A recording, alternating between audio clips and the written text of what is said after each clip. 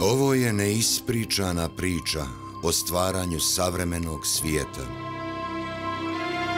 Novi pogled na put kojim se civilizacija širila svijetom. Od praskozorja čovječanstva i prvih gradova i carstava Mezopotamije do vjere u jednog Boga. Pratimo tok razvoja civilizacije od njenog izvora, Bliskog istoka. Izuzetnog mjesta koje je milenijima bilo ekonomski, naučni i kulturni centar svijeta.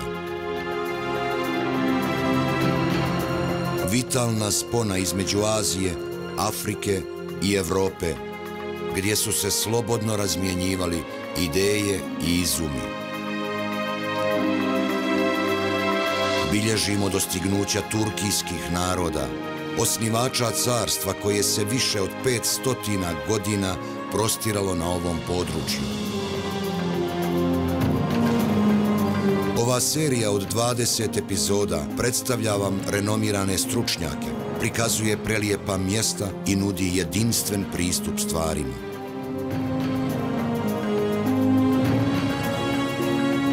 Od drevnog do modernog svijeta, ovo epsko istraživačko putovanje prati rijeku koja teče od istoka ka zapadu.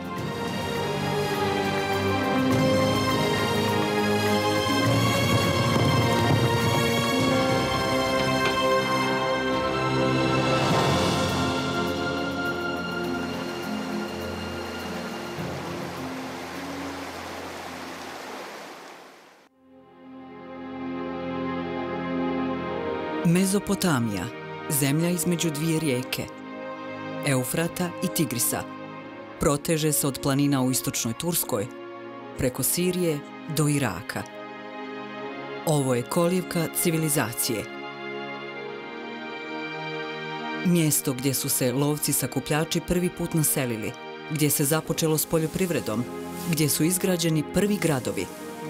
Ovdje je čovjek napravio prve korake prema religijskoj misli.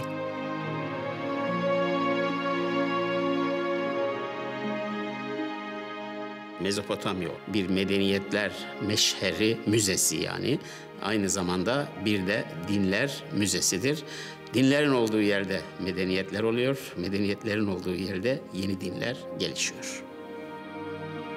Na ovoj zemlji otkriveni su izuzetni dokazi o čovjekovoj ranoj duhovnosti i o tome kako je religija dovela do stvaranja civilizacije. Gelecek endişesi geçmişlik endişesinden çok daha ilginçtir. İnsana çok ızdırap verir. Nereye gidiyorum endişesi. O nereye gidiyorumu bilmeme insanlığı o ilahi ihtiyaca doğru itmiştir.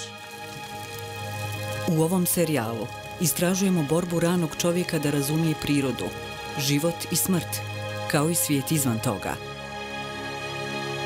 Otkrivamo početke religije, prve hramove i božanstva na Bliskom istoku. Otkrivamo u šta su ljudi vjerovali prije nastanka judaizma, kršćanstva i islama i njihovog zajedničkog pretka, poslanika Ibrahima, odnosno Abrahama.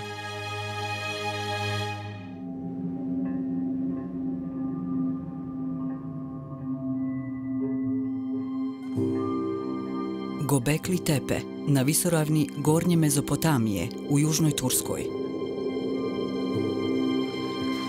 Ovi misteriozni kameni spomenici podignuti su 12.000 godina prije nastanka civilizacije i početka bavljenja poljoprivredom, dok je čovjek još bio lovac sakupljač hrane.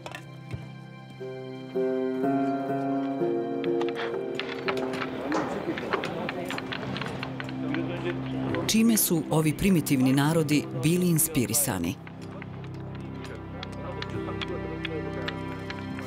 Otkriće ovih izuzetnih spomenika unijelo je revoluciju u naše shvatanje ranog čovjeka i začetaka religije. Profesor Klaus Schmidt, koji predvodi iskopavanje i istraživanja Gobekli Tepea, vjeruje da su ovi stubovi u obliku slova T antropomorfni prikazi ljudskih bića. Here we have the proof that the meaning of the pillars really is a meaning of anthropomorphic beings.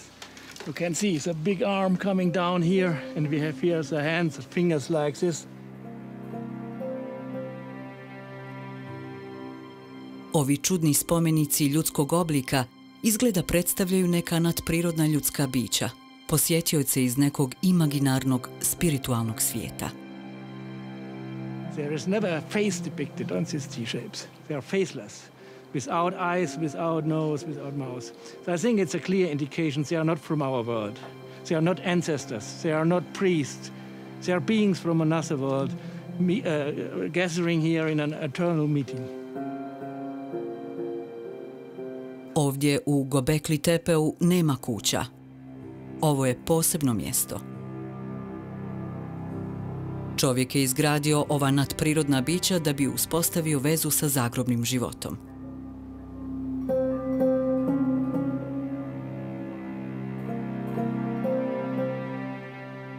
This pillar in the north of enclosure D maybe is showing us quite intensive what's going on here in these enclosures, what the purpose had been for these enclosures.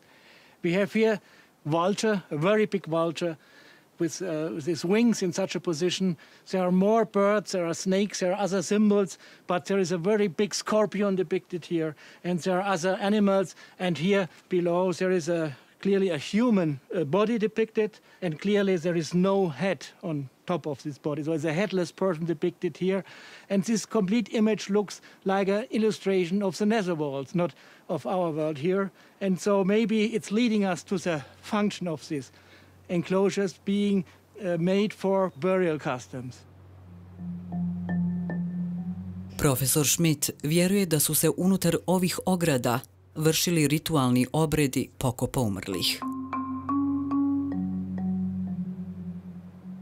Not burials as we know it nowadays, but including the fleshing of the bones, the separation of the different bones. The skulls will be separated, the long bones will be separated and be buried in stone boxes. These structures are not done for daily life, so it's a sacred sphere we have here on this mountain. Monumentalne građevine u Gobekli Tepeu predstavljaju jednu od značajnih prekretnica u ljudskom razvoju. Ljudi su zakopavali svoje mrtve hiljadama godina, ali prije 12.000 godina došlo je do revolucionarnih promjena. Lovci sakupljači počeli su da grade naselja, ne da bi se bavili poljoprivredom, već da bi izgradili posebna mjesta na kojima bi slavili prelazak iz jednog svijeta na drugi. There had been hunter-gatherers, but coming to the mountains, they are meeting here, they are making festivals, feasts here, and after this, maybe some weeks, not only some days, some weeks, they are going back to their territories. Ljudi iz kamenog doba u Gobekli Tepeu bili su svjedoci smrti, snage prirode i promjena godišnjih doba, pa su izgradili sistem vjerovanja koji im je pomogao lakše razumjeti zbunjujući svijet oko sebe. What kind of beliefs the Stone Age people had, we don't know. We just have the possibility to come a little bit nearer by observing the kind of depictions, the motifs, the animals and other depictions to understand the pillars. But we are 6,000 years before the invention of writing, so we don't have the chance to use written sources. It's not possible. So the complete understanding never will be possible, but we could maybe come nearer to the original meaning.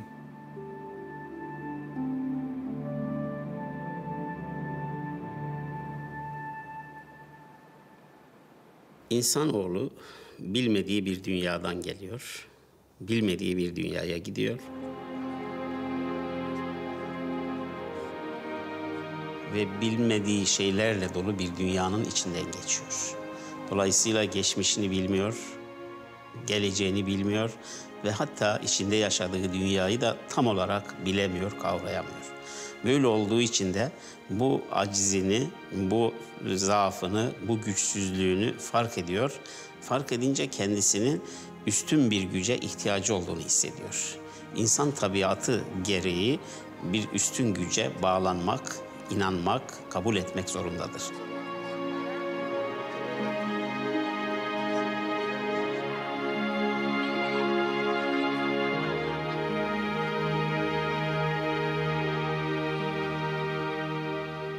birçok ihtiyaçlarımız var. İşte bedenimizin olan ihtiyaçları ki bunlar normalde hayvansal ihtiyaçlar olarak dile getirildiği için kullanılan bir tabirdir.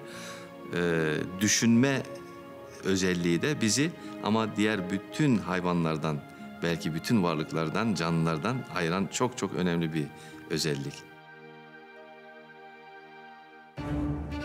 2000 godina nakon što su lovci sakupljači izgradili vjerske spomenike u Gobekli Tepeu, ljudi su se počeli baviti poljoprivredom i naseljavati u velike, stalne društvene zajednice. U Çatalhojuk'u u blizini Konija u centralnoj Turskoj otkriveni su ključni dokazi o ovom prijelaznom periodu. The Neolithic period represents a period when people first started settling down in communities, and then they start taking control of their environment rather than the environment controlling people is reversed. And that's why the Neolithic period is such an important time for us as people. Savremeni čovjek započeo je svoje putovanje u civilizaciju u toku neolitskog perioda, ovdje na Bliskom istoku. Ovdje se čovjek po prvi put nastanio da bi se bavio poljoprivredom i živio u velikim zajednicama. Arheolozi su u Çatalhojuk'u iskopali najranije nastambe ikada otkrivene, izgrađene prije 10.000 godina. Pronalaženje ovih građevina otkriva da se u neolitskom periodu religija preselila u središte svakodnevnog života. So what I'm entering here are the remains of Neolithic houses. Here is a mud brick house neighbouring onto another mud brick house. There are others on that side. There's one behind there. As we move northwards in the buildings, we tend to find platforms. These are shallow raised areas which were probably used as seating areas and probably for sleeping as well. Arheolozi su naišli na zaprepašćujuće otkriće u Çatalhojuk'u. Ovdašnji stanovnici ukopavali su svoje mrtve u svojim domovima. It's generally under these platforms that we find the dead are buried. When people died, they were buried literally under their beds. So a hole would have been dug through this platform and the body placed inside. So literally these people were living sometimes 10 centimetres, 20 centimetres above their lost ones. And under a platform like this, we might find up to 15 burials. Sometimes in some houses we've found one, some houses have none, but then other houses have 15. The most we've found is something like 67 in one building. Preminuli stanovnici Çatalhojuk'a pokopavani su veoma pažljivo. The body is placed in a crouched position, in a fetal position like this, so they're quite tightly contained within the burial cut. And we do find evidence of cordage, so they were probably tied into this position before being put in the ground. Trupla su izgledala kao da su spremna za novo rođenje i kao da drže neke dragocjenosti koje će sa sobom ponijeti u novi život. Sometimes we find stone or bone pendants, but more commonly we find a range of beads, stone, clay, shell and bone beads. And these we might find scattered in the burial around the neck area of a burial. Kao i u slučaju Gobekli Tepea, nije nam poznato zašto su stanovnici Çatalhojuk'a zakopavali svoje mrtve na ovaj način i kako se ta praksa uklapala u njihova vjerovanja. There are many interpretations about why the dead were buried underneath the floors of the houses. One is that there was a link to their ancestry. The buildings, the Çatalhojuk buildings, are built one above another. So when this one is, when the people living in here decide not to live in here anymore, they'll knock it down and they'll build another one on top. But they know that their lineage, their ancestral lineage, is still below them. Some of the burials we find, not all, but few, we find that the head has been taken off. And we find then later on in a next building or the building above, we find skulls sitting on the floor. So they were taking part of their ancestors with them. It's a little bit like having the ashes of your loved one sitting on a mantelpiece. And this is a feature that is quite common in the Neolithic across the Near East. It's not just Chattal, it's not just Turkey, but it's quite a common occurrence.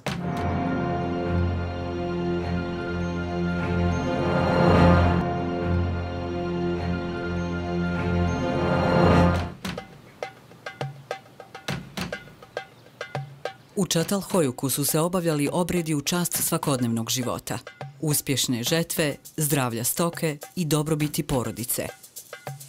U Gobekli Tepeu obredi su se vršili u čast mrtvih i zagrobnog života.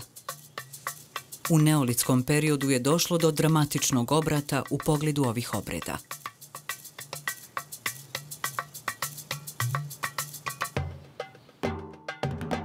U Šahar Hagolanu, današnjem sjevernom Izraelu, pojavili su se nevjerovatni dokazi o velikom preokretu u religijskoj misli, do kojeg je došlo u ovom ključnom momentu ljudskog razvoja.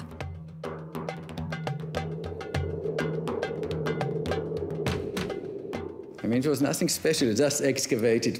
And then it came out, you see that it's a figurine, but it was all covered with dirt and mud, and of course we didn't clean it, because if you start cleaning it in the field, you may destroy it.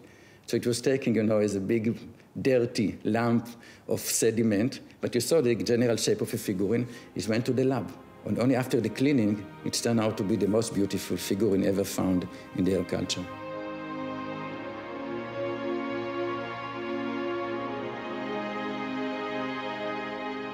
We believe that this was a mother goddess figurine, a kind of goddess that the entire tribe worshipped. What is really very prominent are the eyes. The diagonal eyes are usually 3 or 4 times bigger than the usual eyes on human face. So the eyes are very emphasized on Auken figures. So it's something not natural, it's supernatural. U Šahar Hagolanu nađeno je još mnogo figura boginje majke. One predstavljaju ključni dokaz da je u religijskoj misli došlo do seizmičkih promjena. For the first time, we can really talk about a kind of goddess, because this is the first time in human evolution that you can see that all the figurines are exactly the same. In our site, we have about 120 clay figurines. They always have an elongated head, they have diagonal eye, very prominent eye, they have a nose, they have ear and earrings, you can see the navel, you can see fat fold. It was probably a central figure, a goddess, which were worshipped by this community. And everybody, when he was thinking about this goddess, knew that she has this specific type of eyes and specific head, and there was probably a whole mythology about it. Stanovnici Šahar Hagolana napravili su revoluciju u religiji. Boginja majka je prvi primjer standardizacije Boga u historiji čovječanstva. They were the first one to crystallize a concept that, okay, we are worshipping a specific figure and not everybody can do it as he wished. You must do it in this way, and there was right and wrong. It's like today, if you go to a church, it can be in the States, it's in China, in Europe, you'll see Jesus standing like this. Why is standing like this? Because, that's Jesus. If he will not stand like this, it will not be Jesus. And it's the same with their figurines. Ideja o uniformnom izgledu Boga pojavila se u isto vrijeme sa rođenjem organizirane religije. I think that we must have a kind of religious establishment that was a central temple somewhere where this figure was probably much bigger, maybe a meter or so, and people came and worshiped it. Formiranje centralnog mjesta za zajedničku molitvu predstavljalo je prvi korak na dugom putu čovjeka prema civilizaciji.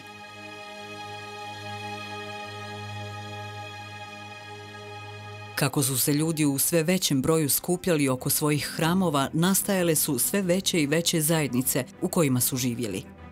Danas u svakom dijelu civiliziranog svijeta postoji mjesto za molitvu, crkve, džamije i hramovi koji se nalaze u samom središtu. Proces koji je počeo na istoku transformirao je i zapad, kao i ostatak svijeta.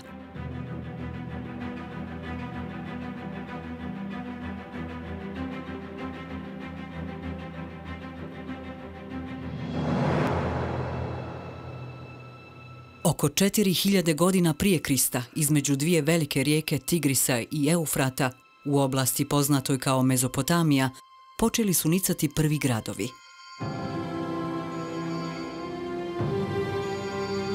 Grad Mari u današnjoj Siriji bio je jedan od najvećih. Izgrađen je planski, kao grad opasan kružnim zidinama, kroz koji je protjecala rijeka Eufrat, u čijem se središtu nalazio hram.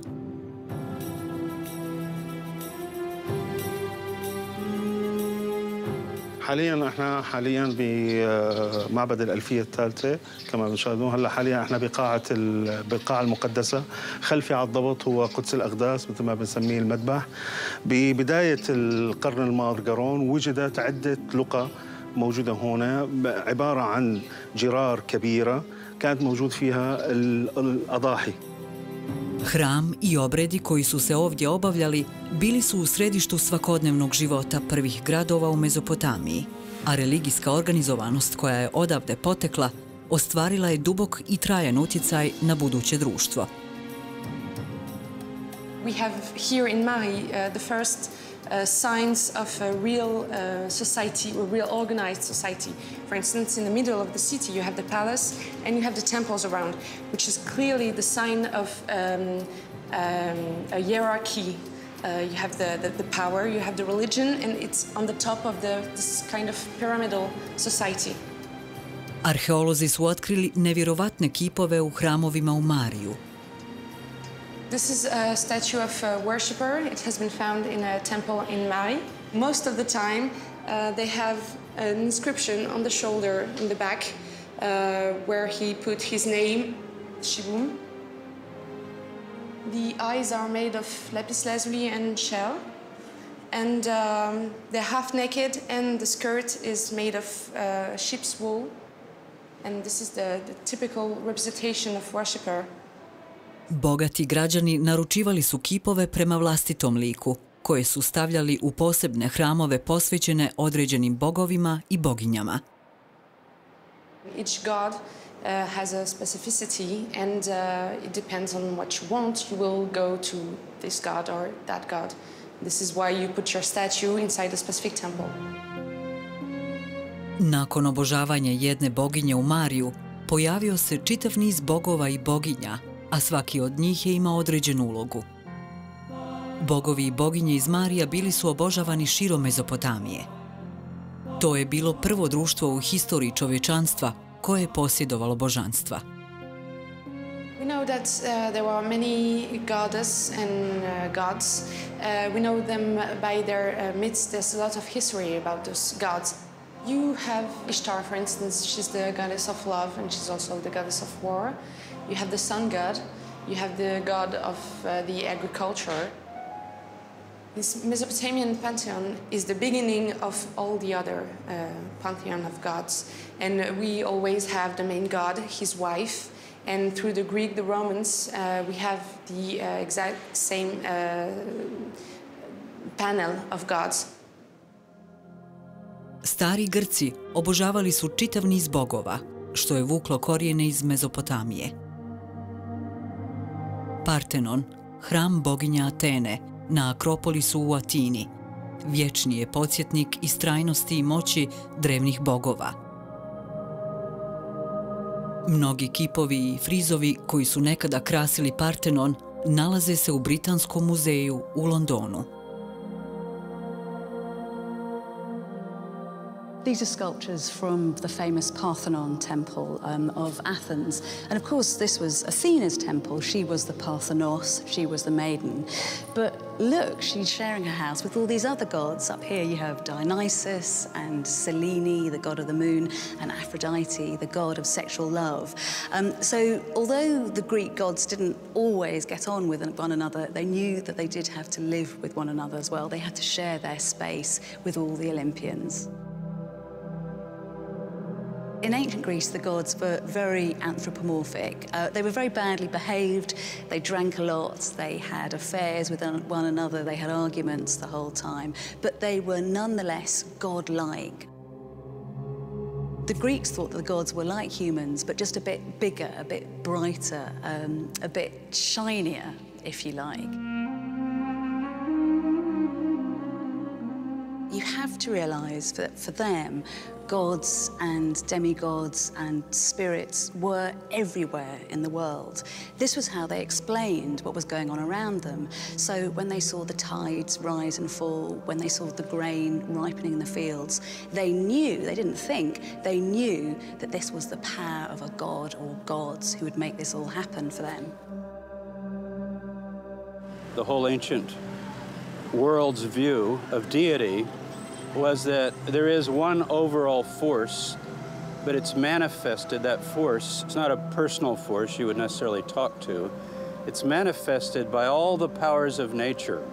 So the sky, the sea, all the different phenomena of the world are respected. It was seen as a positive thing. They're respected, they're honored. Let's honor the powers of the wind, of the sea. Rimljani su usvojili grčki panteon bogova, prilagodivši njihova imena. Zeus je postao Jupiter. Dioniz je postao Bahus. Afrodita je postala Venera. Grci i Rimljani su imali stotine bogova, po jednog za svaku priliku. If you were sick or you were dying, you needed health, you need prosperity, you're going on a journey, you need guidance on your journey, safety.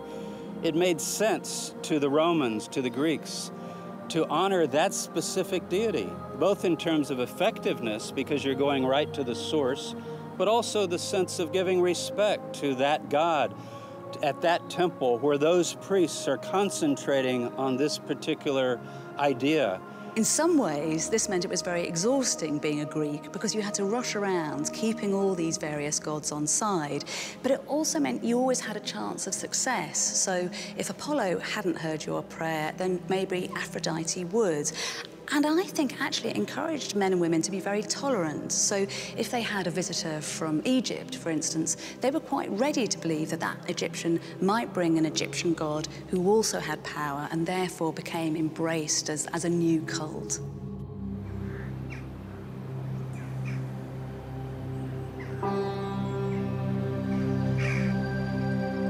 U Indiji danas živi milijardu sljedbenika hinduizma. Nakon kršćanstva i islama, to je treća religija u svijetu. Hinduizam ima raznovrsnu vjersku tradiciju, a njegovi sljedbenici doživljavaju Boga na osnovu nekoliko različitih koncepata. Neki hindusi su monoteisti, neki su politeisti, a neki su čak ateisti. Ali hinduizam svoje historijske korijene ima u staroj indijskoj vedskoj religiji, koja je bila politeistička. U vedskoj religiji vrhunski bog je Indra, bog neba, ali osim njega postoje još stotine drugih božanstava, takozvanih deva. U starom svijetu i na istoku i na zapadu hiljadama godina su obožavana mnoga božanstva. Politeizam se smatrao nepobitnom činjenicom. Moderno vjerovanje u jednog boga, monoteizam, trebao je savladati ogroman otpor da bi uspio.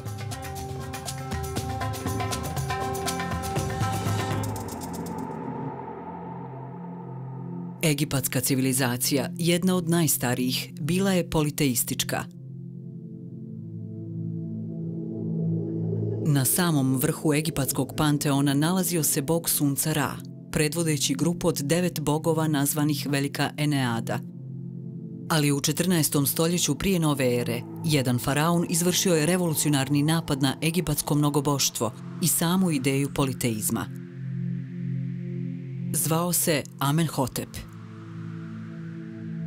As far as we can tell, Amenhotep is the first Egyptian to be able to look critically at the religion of his own society, to step outside it and to judge it. And he seems to have judged it as being very largely empty. Instead, he could see only a single god, a single source of power, which is what you can see up there in the sky, the sun, and that's all that matters, that's all there was. Amenhotepova revolucionarna ideja, sastojala se u tome da se prekine s vjerovanjem u više bogova i da se vjeruje samo u jednog boga, Boga Sunca. He wanted to honor the immediate power of the sun. It is, after all, the only source of non-terrestrial energy and power that you can actually see. Everything else is imagination. And that seems to have been his drive towards simplicity. Nothing matters except the immediacy of the experience of the sun as it appears in the horizon and warms you and obviously brings life to everything. Faraon je toliko bio predan novom bogu i promjeni stoljećima duge egipatske religije da je promijenio i svoje ime. He began his reign with the name Amenhotep, a name that honors the traditional god of Thebes. But the king changed his name to Akhenaten, which honored the disk of the sun, the Aten.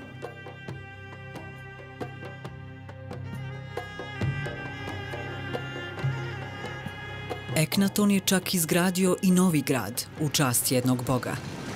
Nazvao ga je Akhetaton, što znači sunčev horizont. Zapis u kamenu nađen u Akhetatonu otkriva kako je izabrao lokaciju i kakve lične osjećaje gajio prema Bogu Sunca. Moj otac Aton pokazao mi je ovo mjesto. Eknaton je premjestio cijeli kraljevski sud i vladu iz stare egipatske prijestolnice Tebe, nizvodno od Nila, u Akhetaton.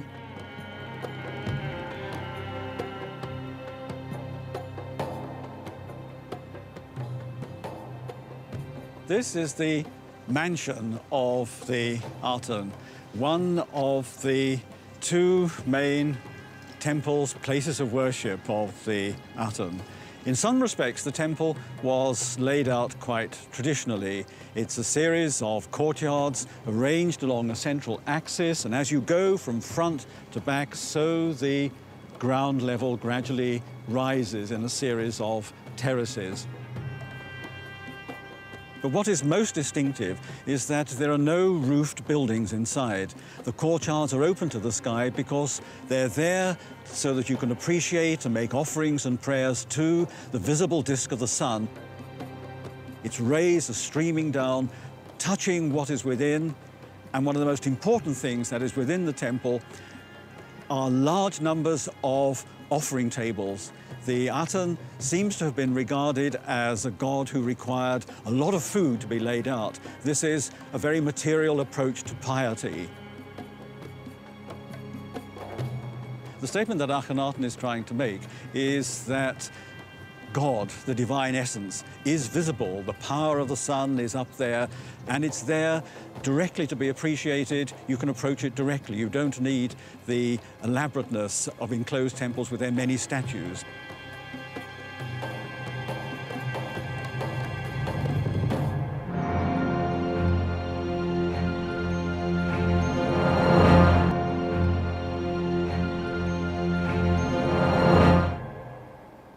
Eknatonova odanost jednom bogu, Bogu Sunca, brzo se prenijela na njegovo kraljevsko okruženje. This is the tomb of one of the most powerful figures at the court. His name is Ai. He's the fan bearer on the right hand of the king, and behind him is shown his wife. Her name is Ti, and they're both kneeling with their arms raised in adoration to the rising sun, and above them comes the columns of hieroglyphs of a long hymn, which is directed at the Aten. It celebrates the rising of the Aten each day. Ajova poema predstavlja izuzetan iskaz monoteizma, vjere u jednog boga. There's no reference to other gods. Akhenaten sweeps all that away. There's no interest in the other forms of divinities who you might imagine are actually parts of the sun. So it's a great simplification. They're not damned, they are just excluded. Eknaton je preminuo 1336. godine prije nove ere, vjerujući da je zauvijek promijenio egipatsku religiju. Ali arhiva od gotovo 400 ploča ispisanih klinastim pismom, pronađena u 19. vijeku, otkriva da je njegov eksperiment s monoteizmom umro zajedno s njim. So when he died, he was replaced by successor kings who were his own family, but very short-reigned, apparently rather sickly.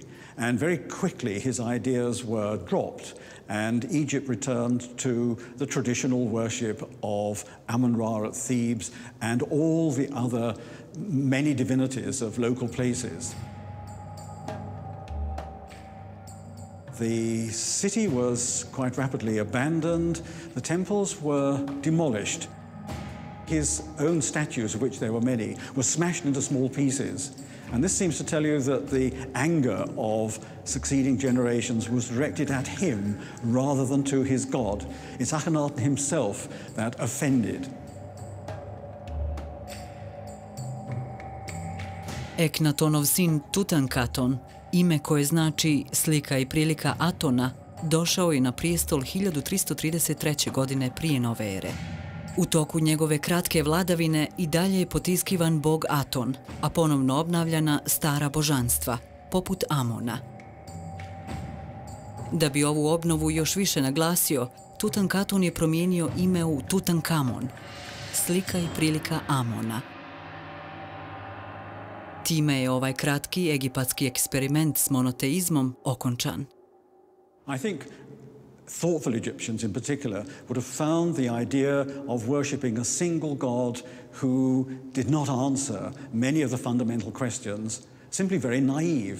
There was nothing of an intellectual nature to grasp on.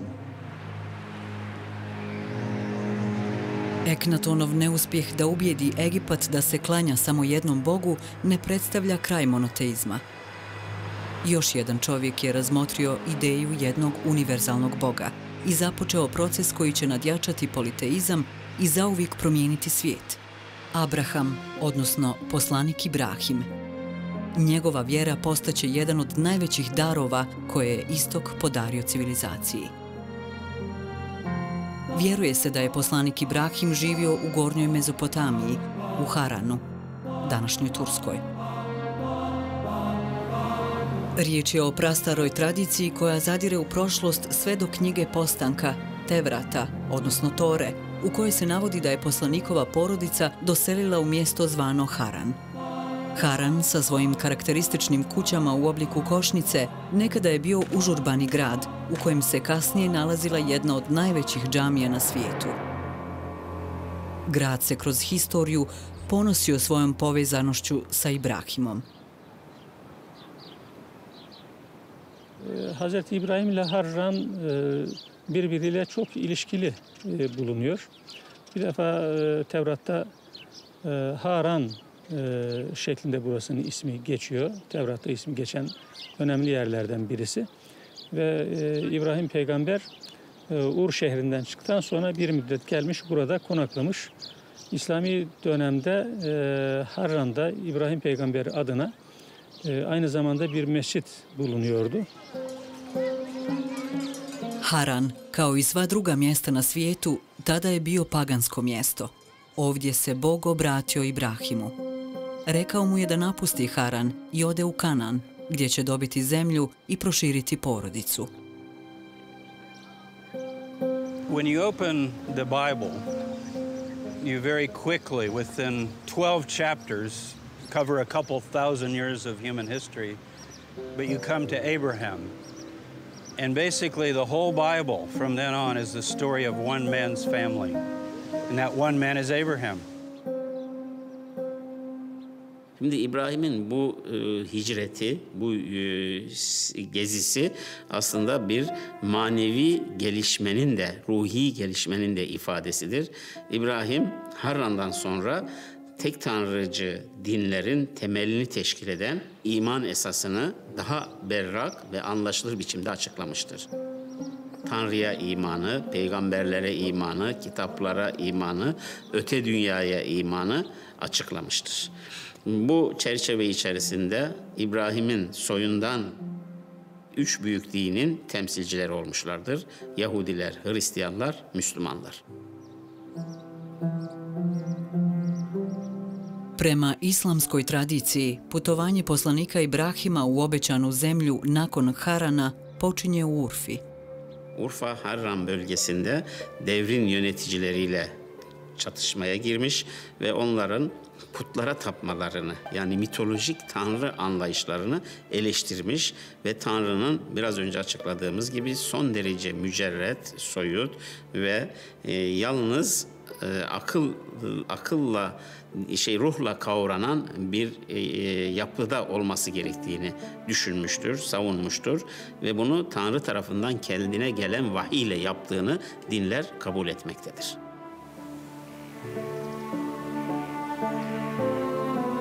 Prema legendi, lokalni kralj Nimrod kaznio je poslanika Ibrahima bacivši ga u vatru. Ali Bog se umiješao. Pretvorio je vatru u vodu, a drvo u ribu, tako da je poslanik spašen. Bazeni s ribom u Ibrahimovoj džamiji u današnjoj Urfi postoje u znak sjećanja na tu priču i privlače mnoge vjernike. Burası İbrahim Aleyhisselam'ın ateşe düştüğü için, yani İbrahim Aleyhisselam makamı olduğu için buraya o yüzden ziyarete geliyorlar ve bu makamı görmek istiyorlar. İçeride şifalı su içiyorlar, yani belediyenin su değil, kaynak doğaldan gelen su. Allah'ın emriyle bu suyu içiyorlar.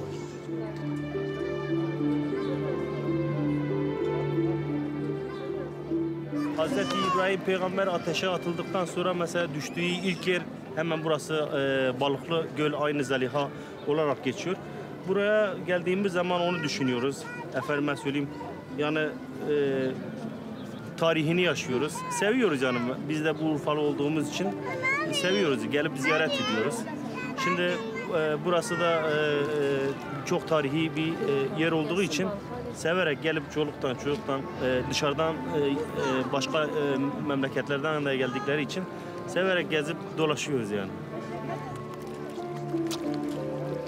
Ovi bazeni i ova priča simboli su borbe između starog politeizma i vjere u jednog Boga koju je zagovarao poslanik Ibrahim. Ama İbrahim'in macerası sadece mitolojik tanrı anlayışıyla, efsanelerle, masallarla mücadele etmekten ibaret kalmamış. Bundan sonra tek tanrıcı bir sistemi inşa etme gayreti içerisine girmiştir. Abraham's task, his mission, is to teach eventually the rest of the world through his descendants this lost God that they had once known as their creator. So his mission really is a mission of monotheism, to take people back to the God that created all things. U sljedećoj epizodi otkrivamo šta se desilo nakon što je poslanik Ibrahim otišao u Kanan. So the angel of God appeared from heaven and spoke to Abraham and told him, "Don't touch the child. I don't want him to be sacrificed. You have proved yourself to be loyal to God."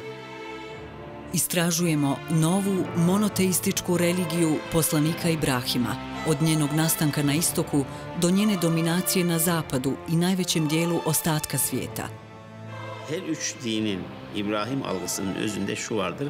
İbrahim içinden geldiği gibi kendini inancına adayan, davranışlarıyla düşünceler arasında tutarlılık olan, dürüst, samimi ve Allah'a inandığı Tanrı'ya son derece bağlı ve onun her istediğini yerine getirmeye gayret eden halis, inanmış bir insan tipinin insan figürünün örneğidir, sembolüdür, sembol kişiliğidir.